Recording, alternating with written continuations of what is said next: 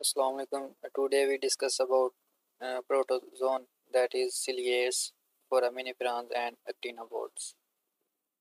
सबसे पहले हम देखते हैं ciliates. Ciliates क्या होते हैं? कहते हैं ciliates are unicellular organism with flexible outer covering called pellicle that give them a definite but changeable shape. कहते हैं ciliates जो होते हैं वो क्या होते हैं? यूनिसेलुलर ऑर्गेनिज्म होते हैं. यूनिसेलुलर से क्या मना आता है? यूनि से मीन वन और सेलुलर सेल. ऐसे लिविंग ऑर्गेनिज्म जो सिर्फ सिंगल सेल पर मुश्तमिल होते हैं उसे हम नाम देते हैं यूनिसेलुलर ऑर्गेनिज्म. कहते हैं जो ciliates होते हैं उनकी बॉडी में सिर्फ एक सेल होता है और तमाम की तमाम लाइफ एक्टिविटी सिर्फ एक सेल ही परफॉर्म कर रहा होता है. तो उसके अलावा इनकी बॉडी के बाहर एक आउटर कवरिंग होती है जिसको हम नाम देते हैं पेलिकल का. That give them a definite but changeable shape. कहना इनकी बॉडी के बाहर पेलिकल लेयर होती है जो इनको एक मखसूस शेप प्रोवाइड करती है. कहते ये शेप मखसूस होती है लेकिन ये चेंज भी हो सकती है. उसके बाद एग्जाम्पल है सिलियस की. फर्स्ट एग्जाम्पल है पैरामेशियम. ये आपको डायग्राम में शो किया गया है पैरामेशियम. तो पैरामेशियम क्या होता है? Paramecium the surface of the cell is covered with several thousand fine short hair like structure called cilia. ये देखें आप कि सीलिया की जो आउटर कवरिंग है उस पर छोटे छोटे आपको बाल नज़र आ रहे हैं. पता है इन हेयर लाइक स्ट्रक्चर्स को हम नाम देते हैं सीलिया का. The cilia beat in such a way, in a such a precisely coordinated fashion that the organism can go forward, can also go back and turn around.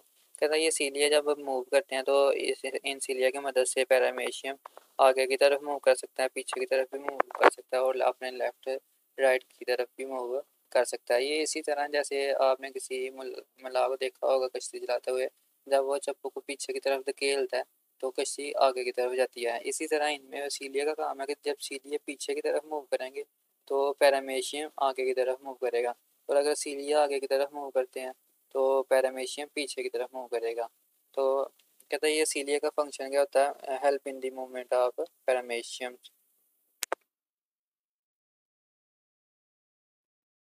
उसके बाद दूसरा सिलिएट है स्टेंटर. कहते हैं स्टेंटर क्या होता है? एक ससाइल प्रोटोजोन था. पैरामेशियम था वो क्या था? मोटाइल था, मतलब कि वो अपनी जगह को छोड़ सकता था, एक जगह से दूसरी जगह जा सकता था. लेकिन ये जो स्टेंटर होता है ये क्या होता है? ये साइल होता है, ये साकन होता है. जिस जगह पर अटैच होगा सिर्फ उधर ही रहेगा, ये अपनी जगह को चेंज नहीं कर सकता. तो some ciliates are sessile and remain attach to a rock और अदर सर्फेसेस. तो ये जो स्टेंटर होता है ये क्या होता है? ससाइल होता है और जिस जगह पर ये अटैच होगा उसी सतह पर ये पड़ा रहेगा. ये आपको डायग्राम में शो हुआ है कि ये एक सरफेस के साथ अटैच है और ये सिर्फ इधर ही रह सकता है, अपनी लोकेशन को चेंज नहीं कर सकता. कहते their cilia set up water current that draw food towards them. कहते ये आप ऊपर की तरफ देखें, ये जो आपको नज़र आ रहे हैं ये ऊपर सीलियाँ हैं. कहते ये क्या कहते हैं? ये जब मूव करते हैं तो पानी को अपनी तरफ खींचते हैं. कहते पानी में जो फूड पार्टिकल्स है इंटैगल होते हैं. फूड पार्टिकल्स कौन से होंगे? ऑर्गेनिक मटीरियल होगा, डिफरेंट माइक्रो ऑर्गेनिज्म हो सकते हैं. कहते वो उनको अपनी तरफ खींचेगा. जब इनके करीब वो माइक्रो ऑर्गेनिज्म या फूड पार्टिकल्स आएंगे तो उनको क्या कर लेंगे? ट्रैप कर लेंगे. तो स्टेंटर में सीलिया का क्या काम है? It help in the capturing food, कि ये फूड को कैप्चर करने में इनकी हेल्प कर रही है. पैरामेशियम में सीलिया का काम था कि वो पैरामेशियम को एक जगह से दूसरी जगह मूव करवा रही थी. लेकिन स्टेंटर में सीलिया का क्या काम है कि वो फूड को कैप्चर करने में हेल्प कर रही है. तो ये दो सीलिएट से, एक पैरामेशियम दूसरा स्टेंटर. पैरामेशियम क्या था? लोकेशन चेंज कर सकता है, मोटाइल है. और स्टैंडर्ड गैस साइल है, मतलब कि ये अपनी लोकेशन चेंज नहीं कर सकता. उसके बाद है सीलिएस की न्यूट्रिशन के. सीलिएस अपनी खुराक कैसे असर करते हैं? कैसे असर करते हैं? Most ciliates ingest bacteria and other tiny protist. तो ये जो सीलिएस होते हैं ये ज़्यादातर किनको इंजेस्ट करते हैं? किनको आते हैं? बैक्टीरिया को. और दूसरे जो छोटे छोटे प्रोटिस्ट होते हैं उनको इंजेस्ट करते हैं. उसके बाद है कि इनमें ये जो कि पानी में रहते हैं, सीलिएट्स जितने भी होते हैं वो कहाँ रहते हैं? पानी में रहते हैं. कहता है ये अपने अंदर ऑस्मो रेगुलेशन कैसे करते हैं? ऑस्मो रेगुलेशन से क्या मुराद होता है? कि वाटर को रेगुलेट करना, कि बॉडी के अंदर ना पानी ज़्यादा हो ना कम हो, जितनी मकदार में चाहिए उसको मेंटेन करना. इसको क्या कहते हैं? Osmo regulation. Maintenance of water and solute in the body is called osmo regulation. कहता है सीलिएट्स के पास एक स्पेशल ऑर्गेनेलिज होती है जिसका हम नाम देते हैं कंट्रैक्टाइल वैक्यूल्स का। कहते हैं water regulation in fresh water ciliates is controlled by special organelles called contractile vacuole. तो ये जो सीलिएस होते हैं उसमें रेगुलेशन किसकी मदद से करते हैं? With the help of contractile vacuoles. तो ये क्या करते हैं? पानी को कंट्रैक्टाइल वैक्यूल के अंदर स्टोर कर लेते हैं, तो जिसकी वजह से इनके जो साइटोप्लाज्म होता है उनकी उसकी कंसंट्रेशन है चेंज नहीं होती। उसके बाद है difference between ciliates and other protozoans. तो सिलिएट्स भी एक प्रोटोजोन ही है, लेकिन ये दूसरे प्रोटोजोन से डिफरेंट है। ये किस तरह डिफरेंट है वो बता रहा है। कहता ciliates differ from other protozoan in having two kinds of nuclei. मतलब जो सिलिएट्स होते हैं इनके पास दो तरह के न्यूक्लियस होते हैं। बाकी जो सिलिएट है उनके पास अमूमन एक ही न्यूक्लियस होता है जो तमाम लाइफ एक्टिविटीज़ को कैरी आउट करता है। लेकिन जो सिलिएट्स होते हैं इनके पास दो तरह के न्यूक्लियस होते हैं। इन न्यूक्लियस को हम किसका नाम देते हैं, क्या नाम देते हैं और इनका फंक्शन क्या होता है ये देखते हैं। कहता है one or more small diploid micro nuclei that function in sexual process. कहता है ये जो पहला न्यूक्लियस है वो क्या होता है? डिप्लॉइड होता है, बहुत छोटा होता है, डिप्लॉइड एंड माइक्रो न्यूक्लियाई। तो इसका फंक्शन क्या होता है? It help in this sexual process. और उसके बाद दूसरा जो न्यूक्लियस होता है वो क्या होता है? लार्ज होता है एंड पोलीप्लाइड मैक्रो न्यूक्लियस। कहते हैं लार्ज होता है और पोलीप्लाइड मैक्रो न्यूक्लियस होता है। और इसका फंक्शन क्या होता है? It control the cell metabolism and growth. कहता है जो पहला था जो छोटा माइक्रो था उसका फंक्शन सिर्फ रिप्रोडक्शन में, सेक्सुअल रिप्रोडक्शन। और जो दूसरा सेल में जितनी भी मेटाबॉलिज्म हो रही है, देखो जितने भी केमिकल रिएक्शन हो रहे हैं और जो एनिमल्स की ग्रोथ हो रही है वो कौन कंट्रोल कर रहा है? मैक्रो न्यूक्लियस को कंट्रोल कर रहा है, जिसको हम नाम देते हैं पोलीप्लाइड का। उसके बाद है रिप्रोडक्शन। कहता है most ciliates are capable of sexual reproduction called conjugation. कहता है ये जो सिलिएट्स होते हैं ये सेक्सुअल रिप्रोडक्शन करते हैं और इनकी सेक्सुअल रिप्रोडक्शन को किसका नाम देते हैं? कॉन्जुगेशन का। कहता है during conjugation two individual come together and exchange genetic material. कहता है इसमें क्या होता है कि दो सिलिएट्स आपस में अटैच होते हैं और अटैच होने के बाद ये दोनों सिलिएट्स अपना अपना जेनेटिक मटेरियल क्या कर लेते हैं? एक्सचेंज कर लेते हैं।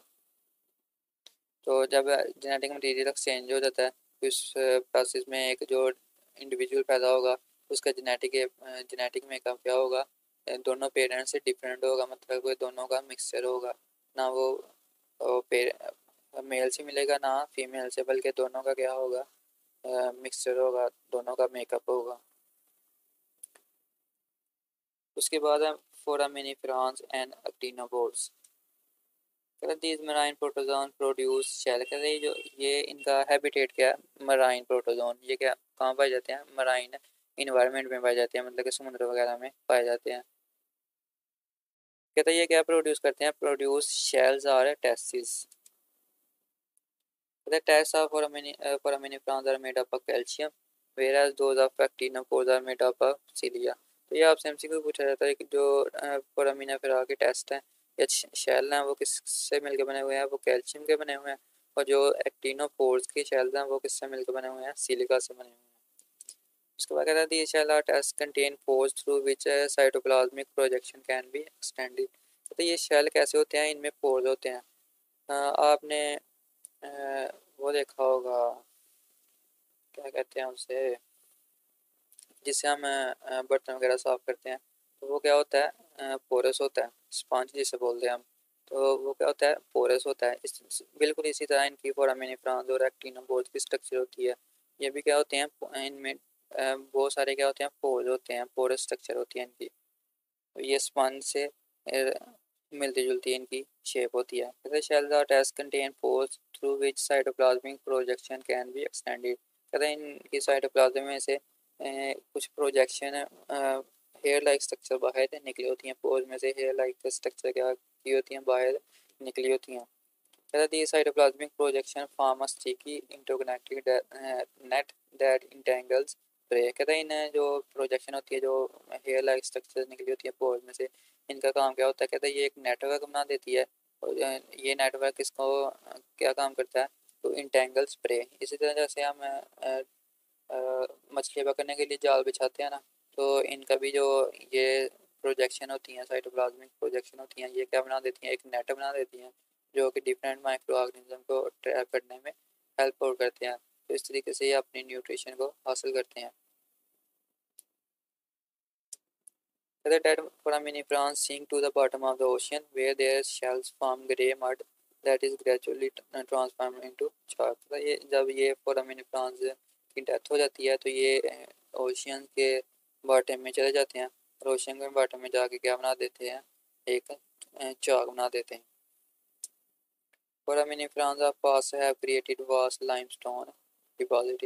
तो ये लाइमस्टोन डिपॉजिट क्या होते हैं, ये चाक चाक वगैरह ही होते हैं। जब फोरामिनिफ्रॉन्स की डेथ हो जाती है तो इनकी बॉडी क्या हो जाती है, बॉटम में जाके सेटल हो जाती है और किस में कन्वर्ट हो जाती है, चाक में या लाइमस्टोन में कन्वर्ट हो जाती है।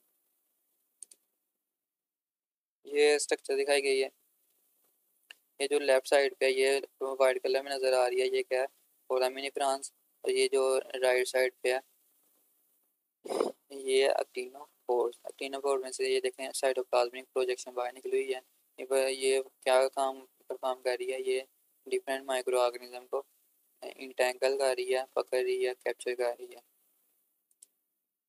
Assignment how ciliates different from other protozoans, describe nuclear of ciliates, two characteristics of ciliates, chemical composition of shell of foraminifrons and actinopores, and what are foraminifrons and actinopores।